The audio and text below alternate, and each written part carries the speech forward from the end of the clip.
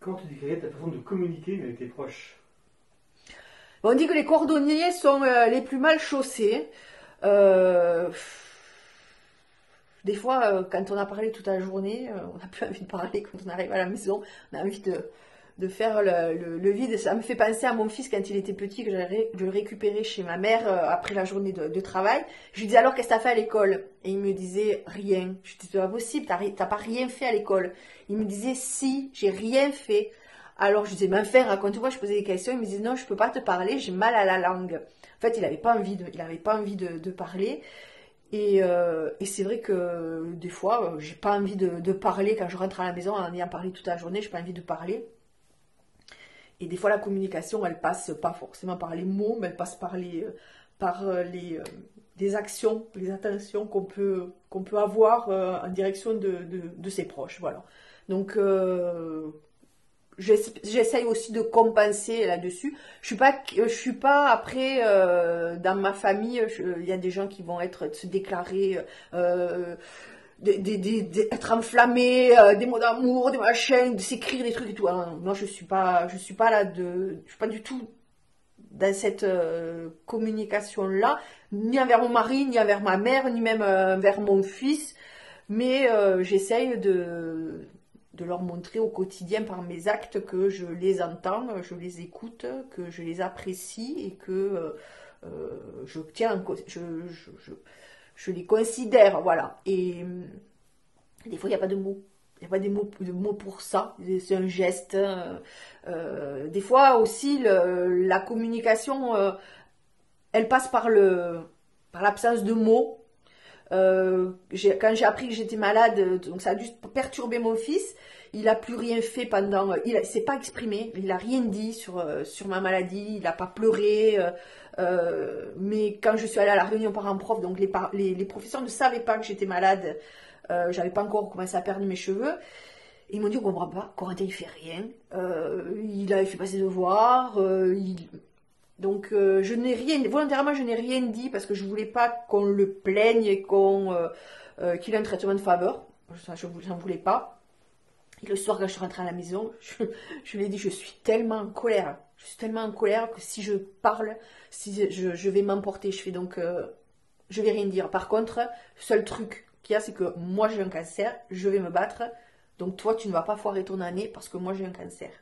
Ça a été réglé. À partir du lendemain, j'ai dit le soir quand tu rentreras de l'école, je serai dans ta chambre et tu feras tes devoirs. Donc je l'ai emmerdé pendant 3 mois. Hein.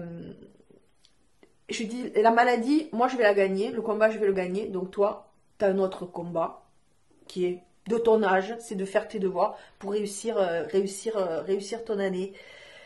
Mais on n'a pas, il y a d'autres enfants qui auraient eu besoin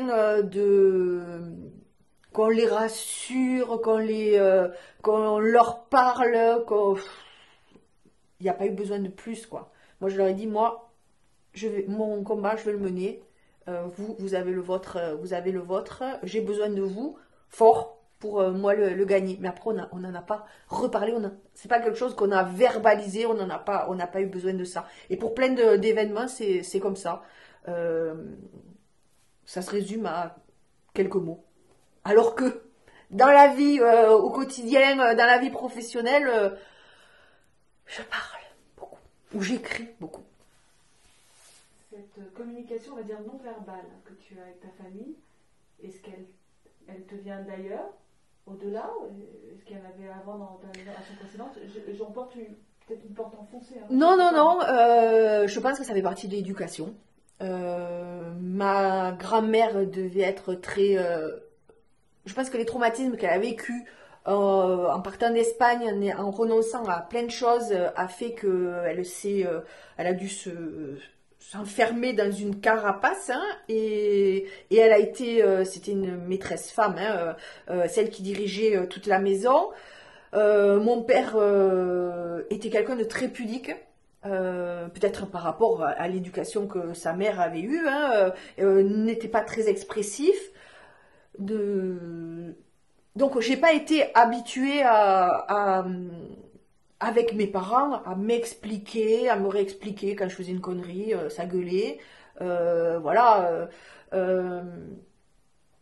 on n'a pas eu cette habitude de parler. Donc avec mon fils, c'est pareil, il y a plein de choses qu'on ne se dit pas, mais c'est pas parce qu'on ne se les dit pas que le sentiment n'y est pas ou que ça n'existe pas. Des fois, j'essaye de... Bon, mais là maintenant, on discute beaucoup sur la vie en général, sur plein de choses, et de temps en temps, il me livre un truc qui est presque personnel. Je fais, oh. Mais on va clôturer pas clôturer, on va clore le débat très rapidement. Je lui ai donné la solution, c'est ça. Tu le prends, tu en fais ce que tu en veux, c'est comme si, c'est comme ça. Mais pas pendant des heures, voilà. La psychanalyse ou non, c'est pas dans notre... on parle pas pour rien dire. Certaines personnes ont besoin de ça, mais pas nous dans le milieu, dans l'environnement familial, on l'a pas. Et mon mari est aussi comme ça. Mon mari est quelqu'un c'est un taiseux, hein, mais il n'a pas besoin de parler beaucoup pour que ses enfants comprennent qu'il est là pour eux, ou moi pour plein de choses. C'est un mode de fonctionnement. Tant qu'on n'en est pas, tant qu'on est bien avec, c'est que ça nous va à tous. Ça nous va à tous.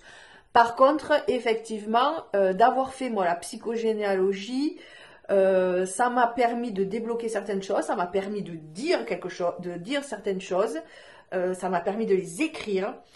Il y a un des actes qui était d'écrire à ses ancêtres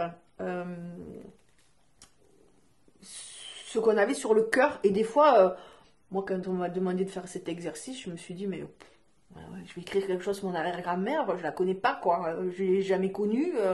Qu'est-ce que je vais pouvoir dire sur elle? Et le fait de se mettre devant une feuille blanche et d'écrire, ça fait repenser, ça fait se repositionner dans l'histoire familiale et ça fait se redire des choses. Et du coup, j'ai échangé aussi avec ma mère sur certaines choses.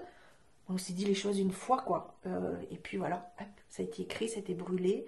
Et même ma mère, alors que ma mère, elle n'était pas du tout liée à cette histoire-là, hein, c'est une histoire du côté paternel, mais ça a permis de débloquer certaines choses, puisque ma mère avait plus connu ma grand-mère que moi, et donc était un peu plus au courant de l'histoire. Je crois que les secrets de famille font quand même aussi des sacrés dégâts chez certaines générations, qu'il faut se dire les choses. Donc nous, c'est pas parce qu'on ne se dit pas les choses qu'on cultive le secret. Il n'y a pas de secret de famille, quoi. Je pense que mon fils ne grandira pas ou ne vieillira pas en se disant on m'a caché quelque chose, j'ai le sentiment que... Des fois, il nous dit il n'y a pas de tabou dans cette famille, des fois ça serait bien qu'il y en ait, hein. Je suis non, c'est pas... on se dit, on parle de tout, de tout. Mais on n'est pas à tout verbaliser.